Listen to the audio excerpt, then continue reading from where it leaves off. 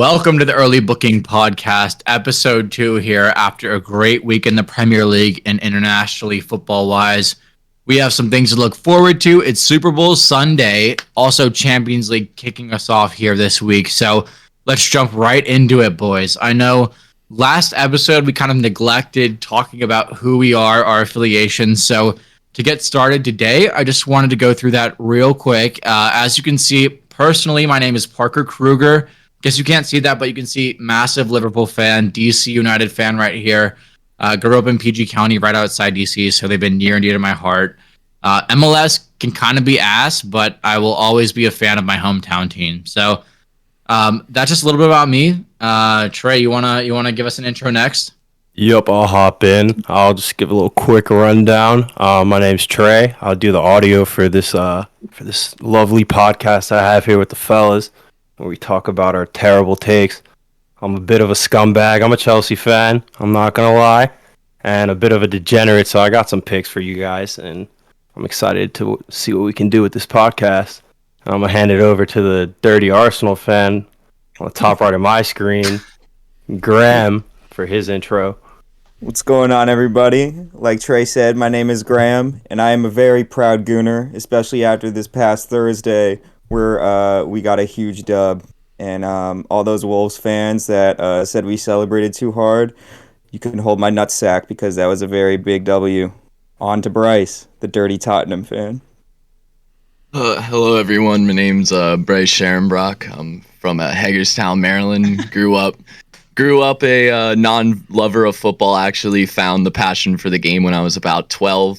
Picked Tottenham shortly after. Was a big Gareth Bale fan at the time, and he got me into supporting Tottenham. So that's how I got into this. I'll push this over to who I think is the second most classiest fan in here, Forrest with Burnley. Hey, I'm Forrest. I'm Parker's brother, and I am a big Burnley fan and DC United fan. So we're going to move it over to the second Liverpool fan here, Harry. I'm Harry, the resident Englishman in the group. I've been a Liverpool fan my whole life. My dad was a Liverpool fan. My dad is a Liverpool fan. He's not dead. And his daddy before him, too? Yeah, my granddad is a good Liverpool fan. Everyone's a Liverpool fan. I run the official Early Booking Podcast Instagram account. Follow us on Instagram if you haven't already. Lovely shout out. That pretty much covers it. Yeah, love that. No, find us on all socials. You know, we're on Twitter, we're on Instagram, we're on TikTok. We all have our own roles, but we're all co-creators. So, find the Early Booking Podcast and smash that like button, smash that comment, smash that subscribe. Keep up to date with us. Yes, smash it. Spotify, Apple Music. Thank you. We appreciate anyone who listens.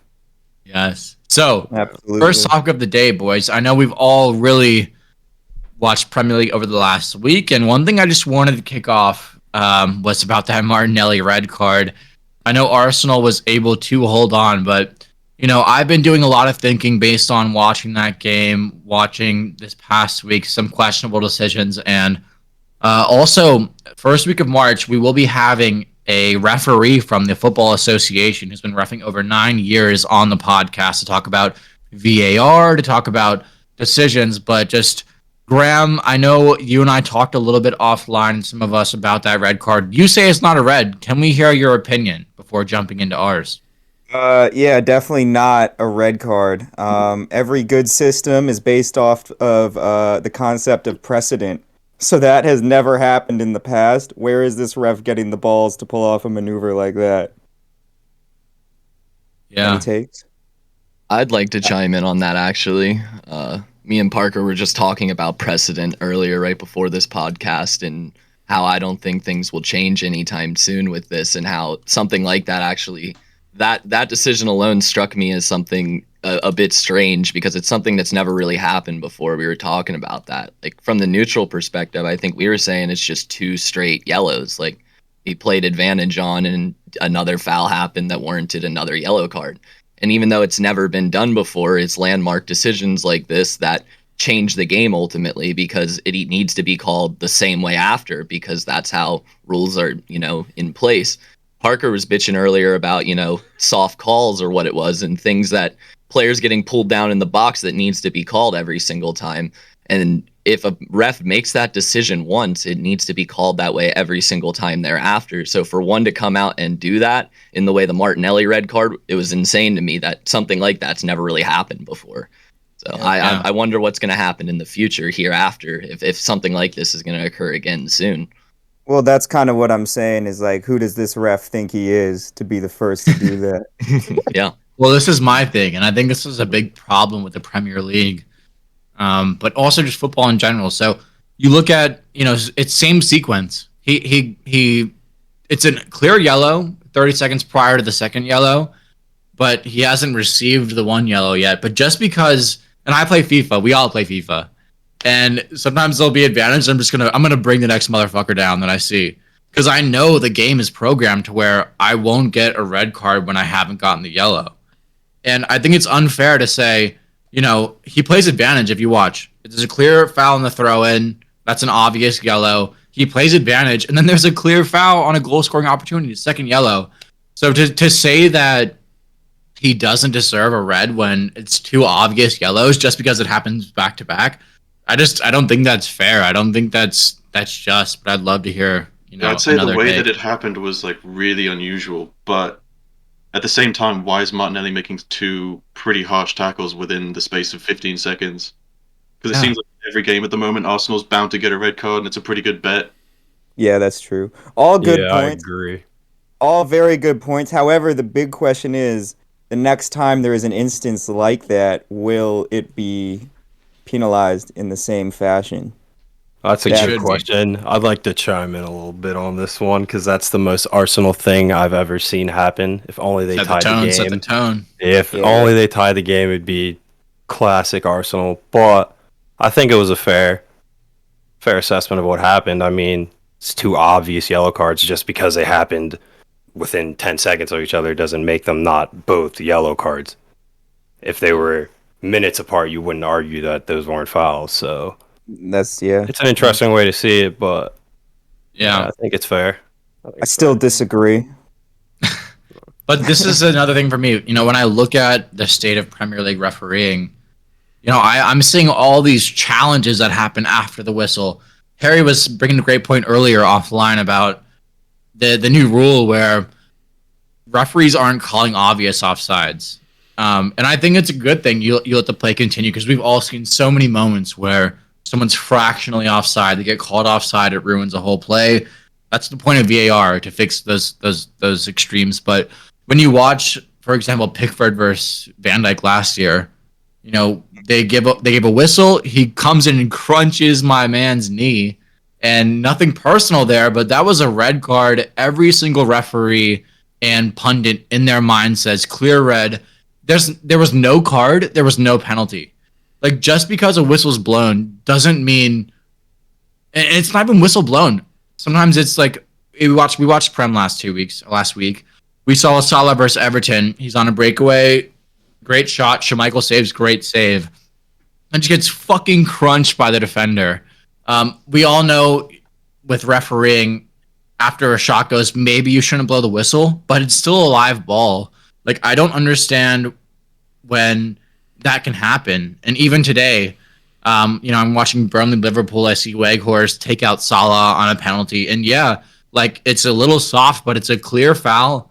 And so many pundits will say that's a clear foul outside of the box that's given. I don't understand that. And can someone please explain to me why a foul in the box is different than out of the box? It's still a foul.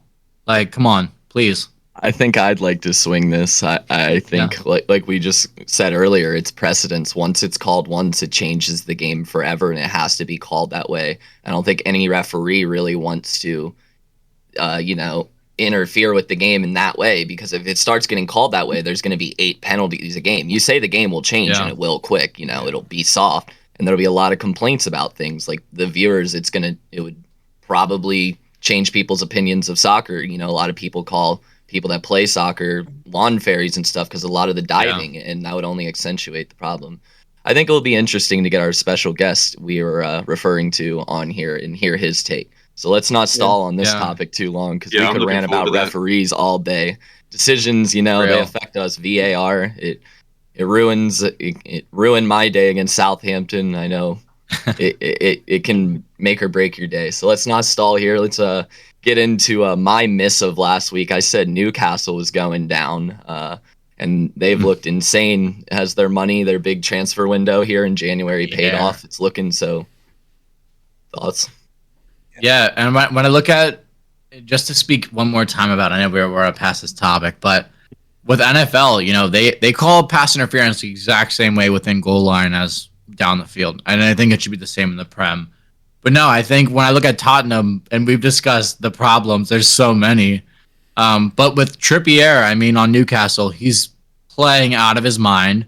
We know he's a dead ball specialist, and I remember when Liverpool signed Charlie Adam. I think what is this 2009, 2008.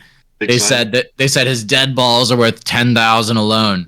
But when I look at a Tottenham, you could use a wingback like that, and not to say you can't look in hindsight and regret that, but I think Newcastle. I mean, what is that? 3 on the trot now, and I think this upcoming weekend is a winnable game. But yeah, I think they're staying up. So who's going down now? Is it Leeds? But let's talk about that Newcastle dub, like those few dubs, because those are big games. He's beaten they've beaten great teams, honestly. Yeah, the last big game few weeks. today as well against Aston Villa. Steven Gerrard's new club. Trippier again scoring another free kick. I think it's impressive they're doing it without Guimage for the most part. They're a huge new signing. He hasn't even really played the past couple games, and they're still finding a way to get some good dubs. Yeah, these Very are impressive. Huge results for Newcastle and new money coming in. Bright future for the club. It's good to see that. It's just the start, really. They're going to only spend more money. Start of the revolution, the Newcastle oil revolution. That's the thing. It's like Man City Newcastle League. But I see. Like right now, there's the threat of relegation. Imagine pitching to a player. We're gonna have to fight a relegation battle next year. Once they're stable in the league, who are they going to attract? They're already attracting players over Arsenal, like we said last week. And come on, Graham, I got to hear a point of view on that. Are they the new Arsenal or the new Chelsea? I mean, are they a top 4 club, top 6 club maybe next year, top half? Yeah, I would definitely say top half next year, the way things are looking and the way they're spending their money and the types of players that are coming in. However, I think for Arsenal to kind of get over that hump, definitely needs to be some Champions League in the mix next year. So we got to fight for that top 4 spot. Get some signings coming in. Yeah, they are looking good for sure.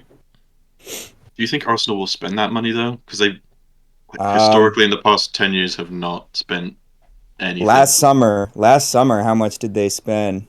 That was a crazy window. Wasn't it like 175 something along? That was the Ben White summer. For who? I was about to ask Arsenal. Who are the signings again? Tomiyasu, Ben White, and can you name another? Ramsdale. Yeah, the only notable player I would mention is Ramsdale, who's actually really, really good. Tomiyasu and Ben White haven't been balling?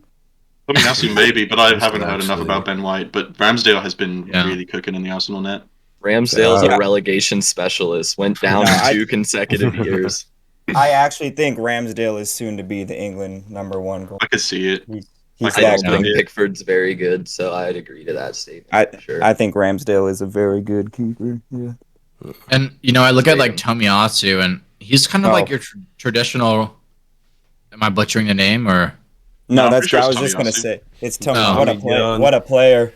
What a player! Right back. But I look at him, and he's your traditional right back. He's not like a Trent Alexander-Arnold type. Right. I'm gonna get you 10 a season assist wise. He just locks down whoever the fuck comes on that side, and that's worth your weight in gold. Yeah, he's a big boy. Like almost like Arsenal 6'2". moves. They almost moved to a 3 in the back where Kieran Trippier on the left side is going to be very attacking, and then he almost tucks in a back 3.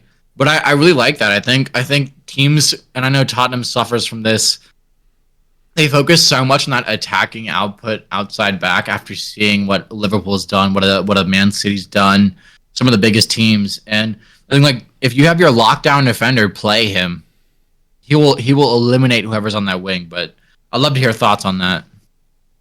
On Tomiyasu? Yeah. What do you think? I mean, it kind of just reminds me he wasn't available in the match against Wolves on Thursday, and Cedric came in and he played absolutely incredible for someone who hasn't played much this whole season.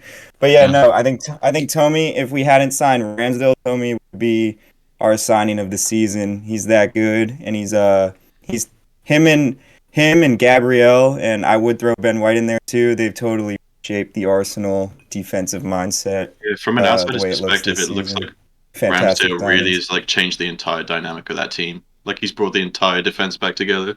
I would Like, I take know whenever Arsenal's defense on Tottenham right now in a heartbeat. The way things Really? are looking, especially after today. That's a big quote. Yeah, Yeah. that's true. That. There's Well- one player I would keep, Romero, and that's it.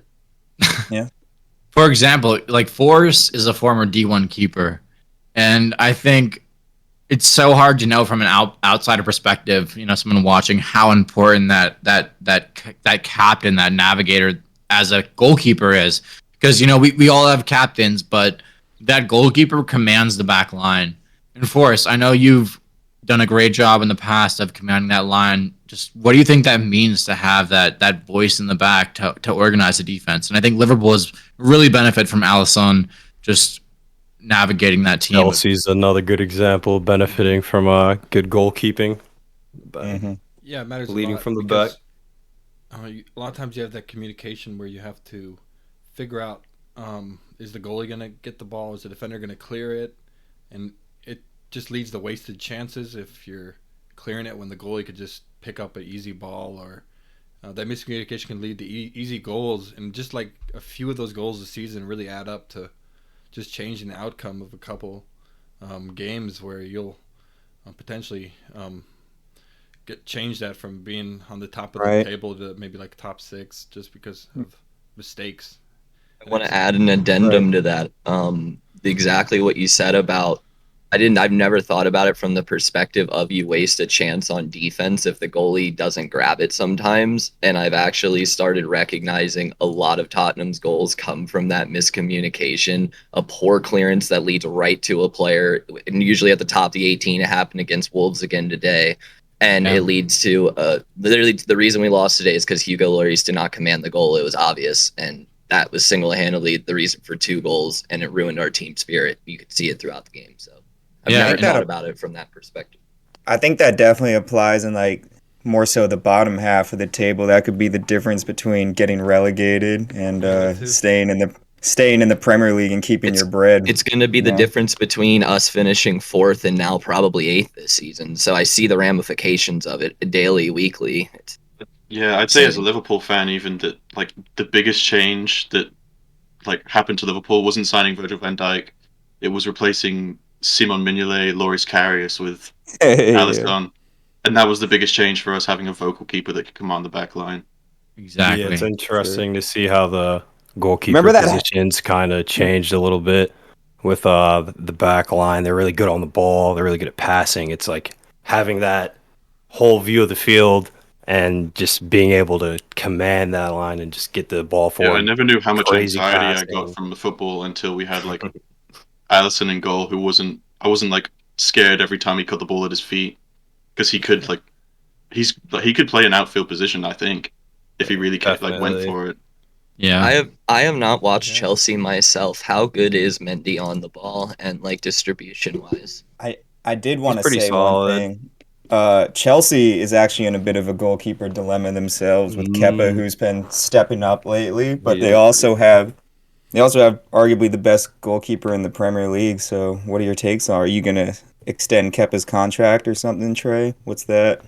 It is nice having Kepa just come up big and like just clutch in different just scenarios. I guess we've had him in cups playing as a backup, and Right. having that is huge. I'm not sure Yeah. if he would want to move on to be a primary keeper, but he definitely could do that somewhere. He will. He's a penalty Easily, yeah. specialist. Yeah, he's been huge Yeah. in the penalties. I have for us. another question for Forrest that branches off this. Is it better to have a consistent good backup keeper, you think, or a personality on the bench like a lot of clubs like to go to, an older head for Great the question. experience? And Adrian. Caballero at So, City. For Adrian at example, Liverpool. Chelsea has the problem of, two class keepers right now. People clown Kepa when he came in, and rightfully so. Some of the things he did were absolutely insane. Especially like Ramsdale and Leno. refusing to come off the pitch. But yeah, you have clubs now where they have two, world-class keepers backing each other up. And then you have other clubs like the Tottenham, for example, for a while was using Joe Hart as a backup keeper. Is a personality more important in that position, or someone that can come in when you need them, or even add something like Kepa? It seems like he makes the team better in cup games. Well, I would think that consistency is really important, and probably like one of the most underrated aspects. As a striker, you'll kind of want a lot of variance is good, where you can score a lot of those tougher goals, and then some goals might not be as good, but as a goalie, if you could just save anything within like your wingspan range, you can pretty accurately distribute the ball. You don't need like another world-class keeper, I would say, on your squad, as long as your primary keeper isn't like an injury-prone risk goalie, I would say, because you just want that consistency where you don't have to worry about any like stupid goals, and you'll have a pretty good time with that. And I think that's all you really want from your backup goalie, is just to be consistent. So you're telling me you just need a 6'4" Nick Pope to stand in there with some arms, and you're telling me personality is better. You'd rather have the experience on your bench. I mean, I would go for experience myself. And I have a differing opinion. I like what Graham says. I think experience. I think Forrest basically said, throw whoever the fuck back there as Plan B, because they're going to see maybe 10 games a year if they're lucky. But I agree with Graham in the way where I think experience matters. I think you look at, Harry said Liverpool Adrian. I mean, what was he doing? He's cost us big games, but he also did a great job for a certain amount of time. But when you're a big personality and you're on the bench week in, week out, and you finally get that chance, like, you're as nervous as that 21-year-old coming off the bench. And I look at, for example, like, I don't remember if this was the Euros or the World Cup, and I apologize if I don't remember, but Tim Krul, they subbed him on for Netherlands for a PK shootout, and they won the game because he's a specialist. Like, I know Man City's done the same. Yeah, so I think it is worth having that guy on your bench. I'm not going to say don't spend 30 mil on a backup keeper like Arsenal when, I mean, Ramsdale, he's now the number one, but Leno was a big name before, and now he's just rotting away. And I'm sure he'll go on the free, the Arsenal way,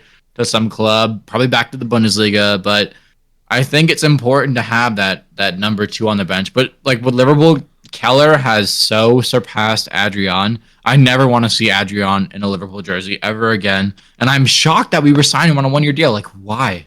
Yeah, if you think about it, still we have Alisson and then Kelleher, and then our backups. We still have Loris Karius as a backup. He's still on the team sheet. We were playing to put Luis Diaz in the Premier League squad. We took him out of our Premier League lineup. Yeah, I don't know what he's still doing here. We've been begging for someone to take him on the free, but no one wants him. And like, that's like, Forrest knows. I know. I played goalkeeper a lot of my life. Like, once you lose your confidence, especially at a position where you can't make a mistake, you can have a missed touch at center mid. You can miss a finish at striker, but you can't have a missed touch at goalkeeper. You can't have those issues because they're so obvious. Exactly. And they're under so much pressure as well. Yeah. I would like and to it's almost like back to sorry, my bad, I'm gonna interrupt. But we were talking about Kepa earlier and how he started out at Chelsea. I remember everyone was saying take long shots on him, all the free kicks, like everything was going in, and it was not going his way. But we stuck with him, and it kind of worked out. So normally you do see those experienced keepers like getting whatever, like a short contract, like the Caballeros. I would argue though also that that's a solid backup. After this, wasn't Kepa more expensive than Alisson? Yeah, Kepa. He was. That's what the big deal was at the time. Was that like you had Alisson and Kepa coming into the Premier League at the same time? It's like Maguire and Van Dijk. I'll be completely honest with you though. Kepa and some of the antics, like that time he refused to be subbed, and the performances he was giving out at the time, bro, were so poor. It was actually unbelievable from the outsider's perspective. Like, not a fan of the team. Like, you love to clown him, but at the same time, like, you wonder like there's some moments like what's his face Carius, is that his name? He had the one, terrible Champions League final, and that moment was so bad he never played for Liverpool again.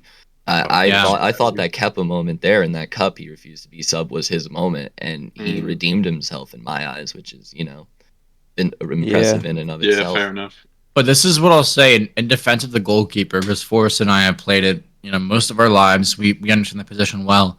I think the goalkeeper is almost like the kicker in football, and I hate to talk about American football, but you only get hate when you make a mistake. And when you do your job, everyone just says, oh, he's doing his job. He's doing what he's expected to do.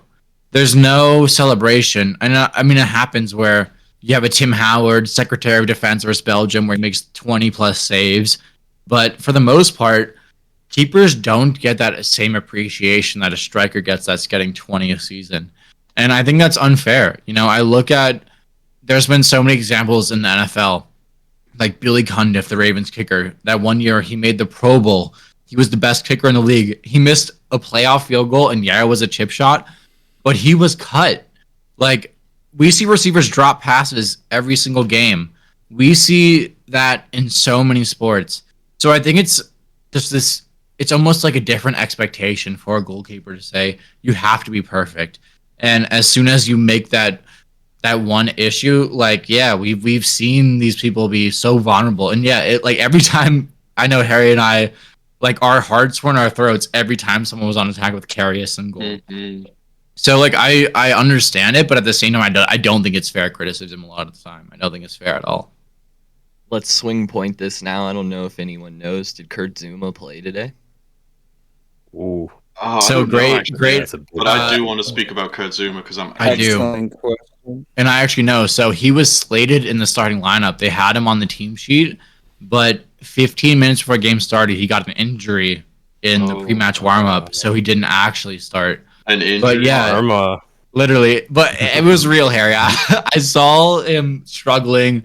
But yeah, I think it's insane that someone's getting so much criticism, like deserved. We obviously don't condone that type of behavior on this podcast.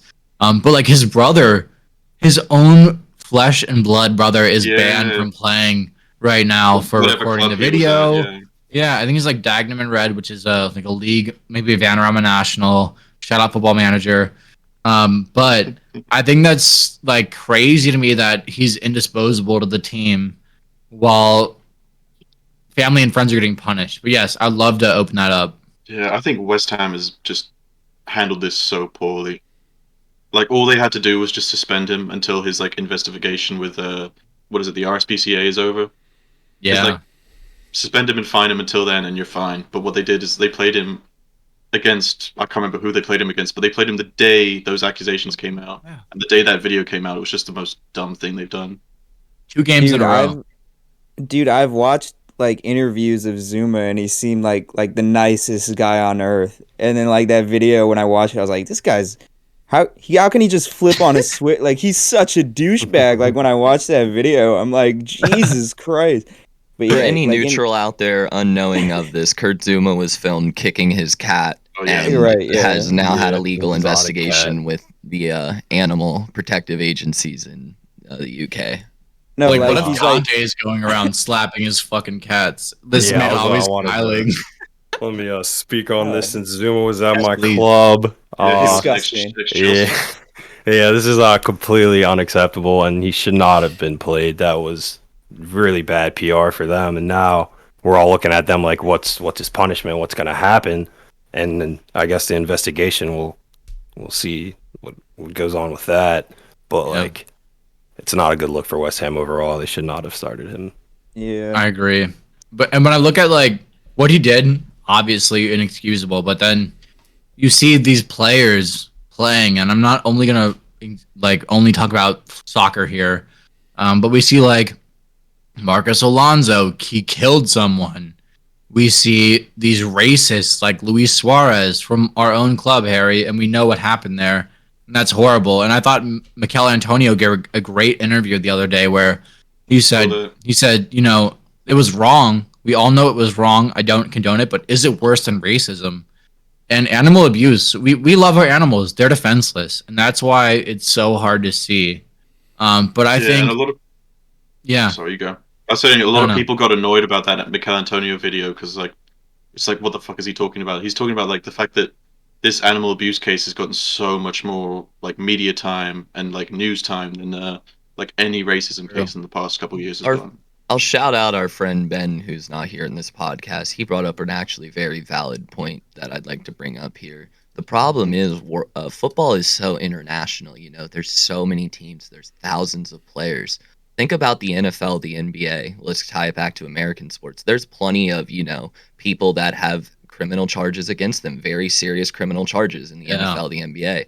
And, these cases are well known in America and whatnot, but they're just as common in these sports. When they happen in international sports like soccer, it's a bit different. In football, it's a totally different thing because these are whole way across the globe, and these teams have such international reach as well that these incidents happen quite often as well, and they're so Yeah. different because it's different cultures and whatnot too. It's all over the world, different things happening. The crimes that happen to American players seem to fit a certain pattern, and ones in European soccer seem to be way more wild. The sex scandals, the blackmailing, whatever it is, like Yeah, think about it. Like that's you a hear good some point. crazy things in international football. So I'd like to Yeah. shout out our friend Ben for pointing that out. That like it's That's a not really like good point. it's not that soccer's super criminal. It's that soccer's super big and international. Yeah, everything gets However, 2022 does seem to be the year of soccer players showing their true colors. What's As that it old stands. Arsenal player with his dick out on that? What was the French center back? What's his name? Oh. Saliba or Saliba? I forgot about that. Yeah. Wow. Lone legend. Oh my god. Well, Wasn't I there want to like a- pass this to Trey. As a person of Oh, color, bueno. like we see racism all the time in soccer, especially in these Eastern European countries, these old USSR countries. Like we see Russia abusing players. We see crazy things happen, and I think the thing that Zouma, the reason why he gets away with it, is because you don't see every single day someone kicking their fucking cat or dog across the room, but you see racism every single day in your life. And Trey, I would love to hear about your experience and if you ever like seen any of those things or just like what your thoughts are really on that subject. I know it's a big subject. Yeah, I was like, this is a little touchy, but Yeah, Trey, what do you think about racism? It's definitely unacceptable what he did, regardless of race. I don't think it plays much of a factor in this scenario. But yeah, I mean, it's nice to see the leagues take a stand for some of the like racist antics that happen. I mean, I support Chelsea. I see what happens. I know that not all the fans that go there are morally sound or whatever, Yeah. but it is what it is. Like, it's not something that's just gonna go away in a day. And it's nice to see, I guess, like the little steps, like the kneeling before the games and all of that, and the no room for racism. All that's step in the right direction, but we're not going to see any major changes with the race anytime soon. And I would like to Yeah. get off this topic ASAP. Yeah, I'll I'll move change it along it. to I never. to Tottenham. Well, the Yeah. latest one that was disgusting. Last one. We got to show some support for Elanga after he missed that penalty. People were in his comments doing some bullshit. So Elanga, we're Yeah. with you. Even though we hate your club, we're with you, my guy. Yeah, and Same Saka as with the World Cup Saka in the miss. summer, yeah, the Euro miss. Yeah. No bueno. No And bueno. I hate how there has to be something like that that draws attention to it because we Yeah. all know it exists. We all know, like Trey said, it's a societal issue. Like it's not going away overnight. There's no obvious answer. But I know Yeah, it's something we've all seen, and it's so unfair. As a Yeah, passionate sorry, passionate good fan, points. it's so easy to get angry at a player, and it's so common. I get angry at every player, and it's just the fact that people feel the need to go into afterward and say that on social media platforms to the players is quite disgusting. I know we're passionate fans and we like to keep the beautiful game beautiful, so let's keep on with that. Let's keep it within the game. I was going to say that the Oh like, yeah, I hate that one. Like my first thought, as soon as like a young black player misses a penalty, is like, oh, he's going to get so much abuse online for this. exactly. Yeah, It's the that's a first thing that goes through problem. my head. It defaults to that. It's like as soon as that happens, you know what's gonna happen, and it's so unfair because you see like I'm not like Mignolet, all these players that make so many mistakes, and they don't get the same level of abuse and hatred. It's terrible. It's a problem with and just society. Just horrible. I just Yeah, want we to haven't got wrap enough up time for this that. topic a little bit, but just getting back to Zuma. I kind of forgot what I was gonna say, but oh yeah, no, West Ham they tied today, and karma is kind of a real thing, and she's a bitch. So we see him go down in warm ups. I'm not saying anything, but you put the energy you get is energy you put out there, man, and 1,000%. Exactly. What goes around comes around. All right, let's swing point it. I was ready for the questions. Anybody Yeah, who wants to we've hit been me talking first? about it heavily. So I know, Bryce, I was even talking to you offline about this topic. And Tottenham, we got to talk about it. I mean, they're probably the biggest supported American club. Yes, Trey, hold that fucking flag up loud and proud because he deserves to see it. Especially with Bryce wearing these fucking this merch. But sir, I need to hear like thoughts, opinions. What's wrong with the club? What'll turn them around? What's going on? I know Conte is supposed to be the defensive manager. I don't see defense. I don't see offense. So, like, what is he doing right? What's happening? Please tell us. What's he doing right? Or wrong? What's he doing? Like, how would you change the club? I know. I'm trying to ask myself that question. Yeah, what is he Like, doing? the one thing I can say is he hasn't lost the dressing room. And you can say like that's not a big thing with the last managers that have come through. That is a massive thing that the players are still playing for him. You can see the passion still there. And some of the key pieces for Conte's system to work, I think, are missing. And I think you see that every Sunday. We were just talking about, how sound fundamentally your goalkeeper to defensive connection needs to be. And we're talking about players like Ben Davies in the center back role, the left center back role. That's unacceptable for a top six club to be running players of that caliber there. And I know Play Ben Davies. And you were asking me earlier, how do you fix it? And I use the same excuse of we need, players in, we need stuff in, which is, the usual excuse from everyone, we need new players, everybody's got to go. And and I think the first piece in fixing the enigma that is Tottenham's struggles, because you see as some weeks, you see like a 4-goal performance and you're just like, how can they, not do this week in, week out? It looks so easy for them when they do it. And then they go out against Wolves and against Southampton like they did this week. And Southampton absolutely dominated the game for 80 minutes of it. As a fan of Tottenham, it was hard to watch. I was praying for halftime to come. And Forrest can attest, I was yelling during the game. I was passionate. But like at the same time, it was so hard to watch a bottom half team at the time, now a mid-table side moving on the up, absolutely dominate us in that fashion. And I think the first piece is a massive center back signing or two. Romero looks good in the back. I think Lloris has maybe a year or two left where he can produce Premier League level. Reese has been there for a long time. Keeper. He's running to his late 30s now, but a goalkeeper can play a little longer than the average player, I'd like to think. I think he needs one of those big Serie A center backs he was trying to sign to come with him. Skriniar, De Ligt, he's looking at both of them. It would be a massive pool. I know Tottenham doesn't have a lot of transfer pool. A top 4 finish would help, and the way we're playing, it's looking grim. So I read a stat today that I think this is Conte's first time losing 3 league games since 2009. Yeah, so 13 years. You guys were asking how do you fix it. I just patiently wait here. I hope we can get some results against some sides that we should and play the way we should, but the way we looked against Wolves was frightening. We outshot them, we outpossessed them. We played well, but you could tell the spirit was down after those 2 massive bloopers in the back. It just kills the team ability to play. The passion wasn't there anymore. They were playing from behind. They're like, fuck this, the defense. What are they doing back there? And you could see the disconnect in the play. Midfield's lacking too. What was the Ben Davies mistake? I didn't see it. Ben Davies' mistake against Southampton, bro. He across. He plays left center back, right? He's a left-footed center back. He comes across, swipes it with his weak foot with his right, whiffs the ball. Basically, it goes straight up in the air about 6 feet, falls to a Southampton player. They possess it around the box like they were doing. They possess the ball in our 18 more than I'd ever seen a team do it. It was so stressful. Yeah. They passed it around for about 30 seconds, whipped it in, scored right after. Ben Davies is still sitting on the floor, can't believing he just whiffed across. He whiffed a free ball. And He did they- can't believe he plays for Tottenham. Sorry, Grant. Did he make another mistake today against Today, Wolves? yes, they had a Yes. bounce. Yeah. They had a bounce off the post and an own goal essentially.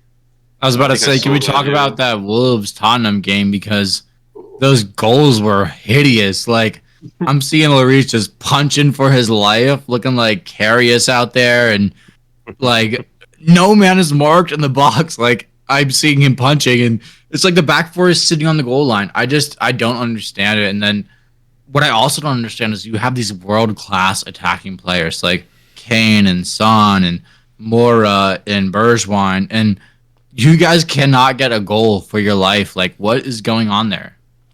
We talked about it this morning. Me and you kind of really dug deep into the positioning, the heat map of Harry Kane, actually, and the way he transitioned his game under Jose Mourinho. We all know he dropped back. He's won the most headers in the box defensively, clearing corners, than any Really? player in the Prem the Nice last 3 job. years. As a striker, that is the Good dumbest stat. statistic. That's the stupidest Yeah. statistic for a striker to have, bro. And it shows. And Parker's thinks it's selfishness. I agree. Partially he said under Jose Mourinho, he had that season where him and Son set all those records for the combo. He had like 14 assists. Harry Kane won the Golden Boot and the assist award 2 years ago. People forget that. That's an insane thing to do. But it was That is. because of the way he transitioned his game and played it under Jose. And he's been very adamant in refusing to change his game back to what we need of a more traditional striker. And Parker's right. It hurts us. I also would like to speak on the fact, I know I say it a lot, our midfield is still missing that Eriksen role. We talked about it last week. It's constantly there. I again know I'm pointing to the transfer window again because that's all an optimistic fan can do. But I don't care if it's, it doesn't need to be this 80 mil signing. Bring in a 10 million, Brazilian with some tricks and just give me something to be hopeful for, Yeah. Every fan goes crazy for a Brazilian signing, bro. It's a fact. True. And I see like a Lo Celso and Dombele. Like, I thought that was supposed to be that guy. So I completely See. agree. Those were some of the more heartbreaking signings to see because we saw the potential, and Dombele absolutely cooked it up in League One before coming here, and I wouldn't call him an absolute flop, but his attitude was so poor, and just the way he played for the club was disappointing. And that's literally our record signing to date. well, I think like you see a Mourinho, that's a polarizing manager, just like a Brendan Rodgers. There's a lot of them. So like a big part, and I know we talked about this the other day too, is like man management is like, I don't know, 75% of the game. Like, I want to get your guys' thoughts, but I think like tactics, you know what works, you know what doesn't work. You've seen what works for certain teams, and yeah, you can surprise someone, but that man management, getting someone to play their fucking heart out, Jurgen Klopp is the master of it. Jurgen Klopp will always get the most of his players. And when you see someone like Ndombele, like you said, like his heart's not in it, he's not going to play. Dele Alli, heart's not in it, he's not going to play for you. So I think that's like just such a big part of managing that's underrated. Yeah, a big topic on that this week is there was a lot of, I don't know if you guys saw this, there was a lot of headlines coming out of the Man United dressing room about Ralph Rangnick, who was, how he was losing the dressing room, and nobody was liking him, and that they were just, he'd already lost him, and he's not been there, for like 4 months. It's just... While we're talking about Tottenham and trying to transition to Man U, I want to just chime in a little bit. As a Chelsea fan, I love to see Tottenham just in the bin doing terrible. And it's been kind of hilarious to see the results they're pulling off recently. And I mean, just to move off of the depressing tactics and everything behind it, hopefully you guys can figure it out, but not for a while. I'd like to see this run go down. Maybe relegation, that'd be nice. And talking about Southampton's result, we can move on to Man U. They got a big draw against Man U as well. What are we thinking about Southampton? What are we thinking about Man U? I'm done with Tottenham. We're moving on. I think is Man U out of the top 4 race? Yes. Tottenham So far out. Tottenham They'd be lucky to get top 8 because they're like the glorified Everton where they just spend left and right. They have no plan, and I think it shows with these hires. And we know Ragnar is a temporary manager, but his assistant coach being called Ted Lasso. I think that's a cheap comparison because you point, American. He's done it in MLS. And Forrest and I are big MLS fans. I think it's unfair to say that's all he is, but yeah, like we look at that, and then like next week's episode, we're going to be having on Koku from Checking VAR podcast. We have no Man U representation on this podcast right now, but I think why that might be cheap. I look at their spending. I look at Sancho, for crazy money, and I'm seeing like players like Coutinho, other players that have been here for a minute compared to his hour, and they've already had more impact. But I just think they're all over the place. I think Man U is Everton with a tenfold budget, and Everton spent out the ass. So Man U, I mean, that shit is crazy to me. But yes, please. Sancho isn't that level. I'd like to impart one piece of, I guess, my thoughts on this. Like, think about it. Who's the last real manager they've interviewed, sat down, and hired? The team's been in such transition and weird circumstances, like hiring of Ole, the firing of him, the interim manager now. Nothing has been set where a player, I want to tie down my career here. Oh, I love this manager. I love playing here. There's no personality to the club right now. Like when you think Tottenham, you think failure, you think Conte, but you still think of something. You think of Liverpool, you think of Klopp. And every team has their identity, but right now Manchester United has no identity. The dressing room's gone. Earlier you guys asked what's the one thing good about Tottenham. I said the dressing room is still not lost. When it's lost, dude, and the way it was under Mourinho, it fucking sucks to watch your team play with no personality. The players don't gel, and it's, as a fan, it's hard to watch. It literally doesn't look like a team game, and that's where Man United is stuck right now in this hell of identity crisis. It's become such a disaster that I think most people would forget that they once had Louis van Gaal as their manager.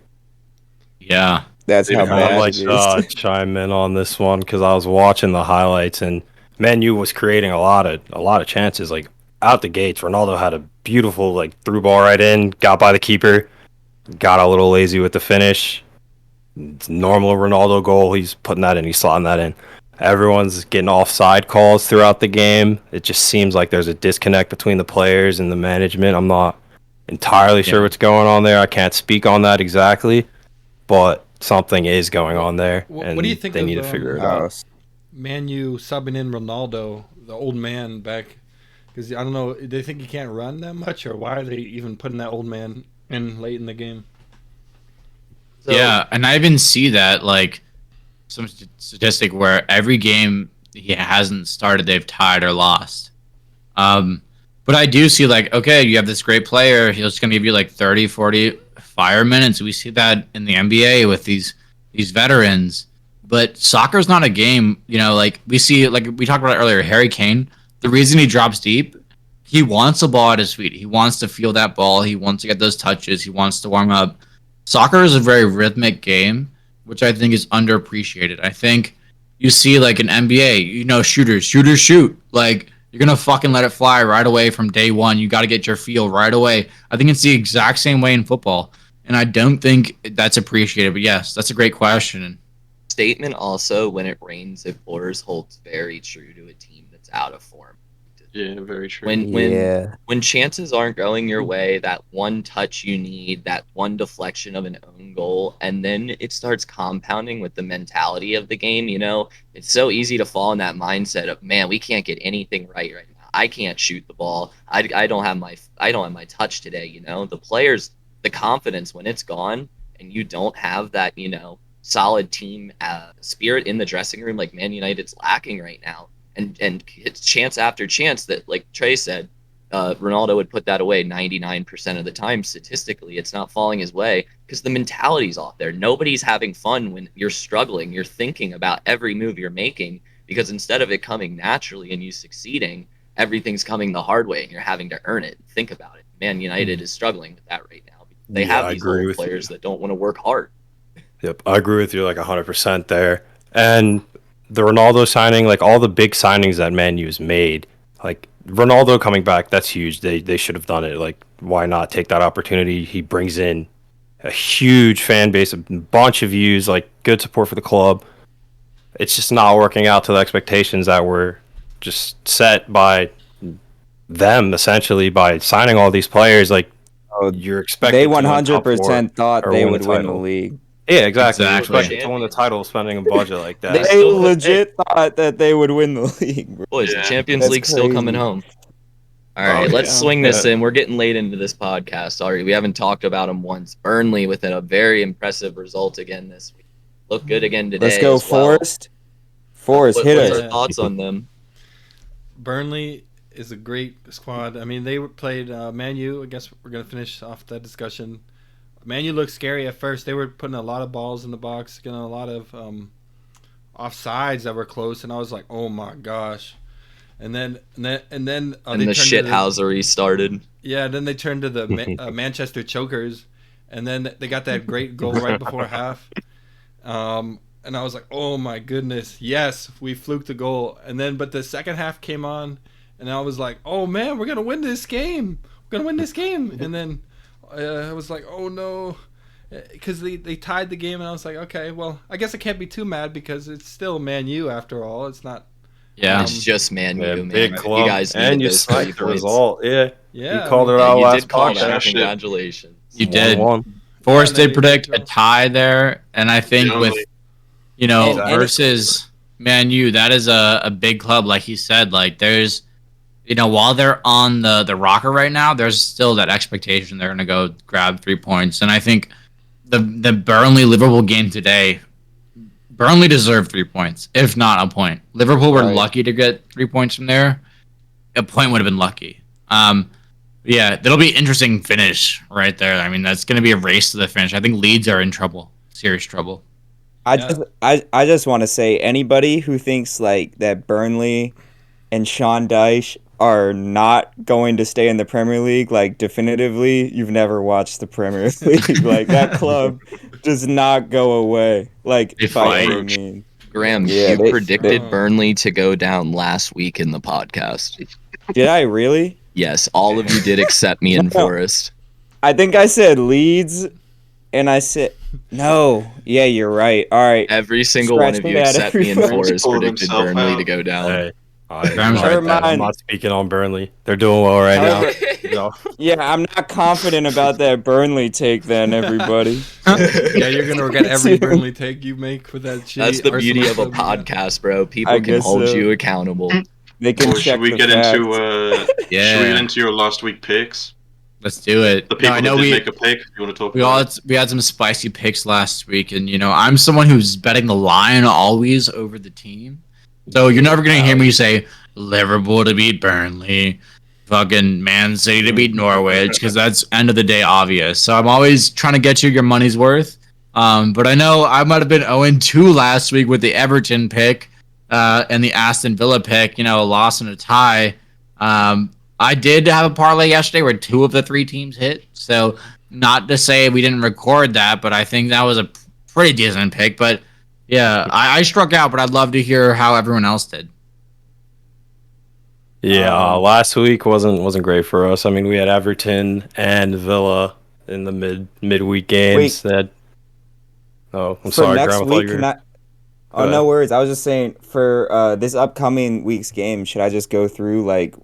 So the first game's Tuesday. It's Manchester United versus Brighton. Should we just do it like? Oh yeah, I have wanna do it it that way? pulled up, Yeah. so I'm ready to make my picks when we Okay. get to that. I was just gonna go over the record from last week. Yeah, we had the midweek Oh, that's Villa and cool. Everton. Everton. What was that score? Did they get? It was like Wasn't 3-2 or something, or Yeah, 2. wasn't- I thought it was wasn't a good 3-1. Yeah, wasn't a good Oh. look for Everton on that midweek game. And then It was Newcastle, Villa Everton, was a bit unlucky with the 3-3 tie. And then Arsenal, we somehow fluked an Arsenal win, so that's good. 1-2. The boys were defending. Makes Graham 1-0. Forrest is 1-0. Parker's 0-2. Hopefully, we get some picks from Bryce and Harry today. So let's move on to that. Let Bryce speak first. They got a big game coming up this week. What are we thinking about Tottenham? The optimistic fan in me has always seen historically Tottenham do well against City, whether that's in the Prem or the Champions League. We're nearly their kryptonite, I like to think.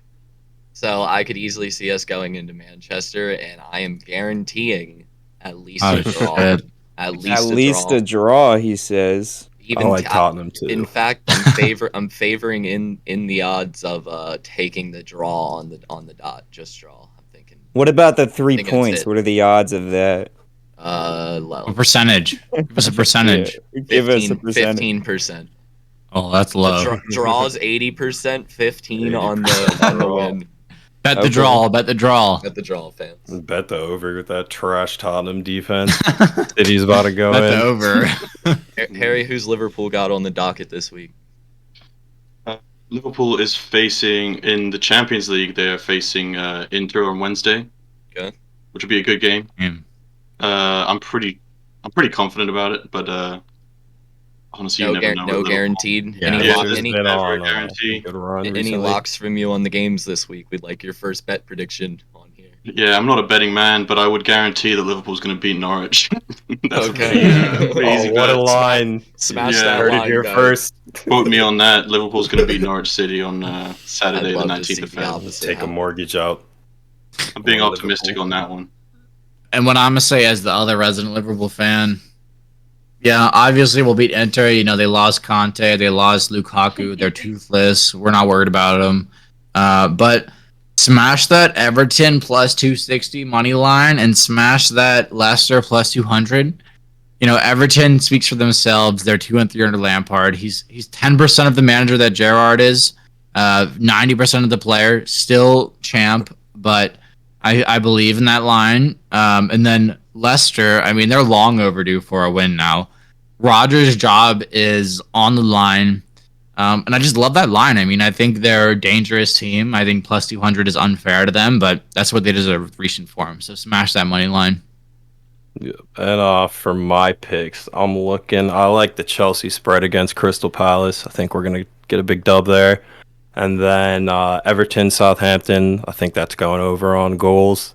They've been both on scoring form, so I think there'll be a lot of goals in that game. And then the last one I was thinking is... Oh, lost it. I'm going to let someone else pick up their bet, and Forrest, I'll let's come get your back in. thoughts on Burnley again this week. Let's get a hot take. Oh, Burnley? I think they're just who are they playing here? Are they Looks like Brighton. Burnley's is in action against Brighton this week. Oh yeah, Brighton. Brighton. Yeah, next Saturday. Oh, the Burnley's game. gonna beat Brighton, no question. You hear that here, guys? No That sounds like a questions. draw. The loyal fan. I'm also Very. gonna pick Southampton over Everton too, because Everton's been struggling. So that's my other additional. You also thought Brothers Southampton clash. looked quite good against us. Pick. Oh, they did. Watching that They game were- with me. They're good. It did. All right, Parker, if you want to give us any closing thoughts, maybe push us on. Anything for next week on the docket? Oh, I got Yeah. one. Arsenal got one. Arsenal plays Brighton on Saturday. Brentford. Brentford. Brentford, sorry. At the Emirates, and I am guaranteeing a 4-0 victory. 4-0. Exact score. With Nice. with Ivan Toney in the hot ass seat, guaranteeing a Mm. 4-0 victory. Has Arsenal scored 4 this season? Probably not. I think Not so. this past month, but it's more to come. All right, we'll see. Well, thank you everyone for joining us on the early booking podcast. I know, we're hoping Liverpool might catch City, but it's looking like a one-horse race right now, but we're very excited to see what happens. Next week's episode, we should be having on Koku from the Trekking VAR podcast. And again, at the start of March, we'll be having a referee on from the Football Association who's been reffing for over 9 years. He'll bring some great takes. Anyone want to have any final closing words before we kick off here, or will we see everyone next week? Who are our Super Bowl picks, fellas? Who we Ooh, taking? hell yeah. Ooh, quick. Great I'm question. thinking Bengals plus. I think they. I keep say it close. Bengals on a walk-off field goal, Oh, you're crazy. I agree. and that's it. Let's No. go. I'm on the same lock. I'm with that. Cats on a field goal. Yes, sir. There's some Burrow believers in here. I am not one to believe. I think Rams by 10. Rams by 10. I'm gonna be fast asleep by the time that game kicks off. So Just, see you just tomorrow give morning. us the Oh, pick, Harry. Give us the pick. What's up, Forrest? Go ahead, Harry. Whoever the majority picks. You should tell All right, Drake. well then you're with I'm the going, Atlanta I'm going Rams. majority vote. Well, I got to pick Rams by 14. There's no way Joe Burrow's not going to get sacked at least 3 times. Yeah, Donald's gonna have a Agreed. field day tonight. That's the Hell thing. no. We can talk We're football not- another yeah, day we're in not- we're not a NBA, football podcast. Yeah. but yeah, Rams are about to go dummy on that O line. So we'll see everyone next week. Thank you for tuning in. Thanks for helping us set the tone, Appreciate guys. you. Yeah. Yes, sir. The tone. Hey, good shit, guys. Fuck yeah. All right, I've stopped the recording. Yeah, good episode. Good episode.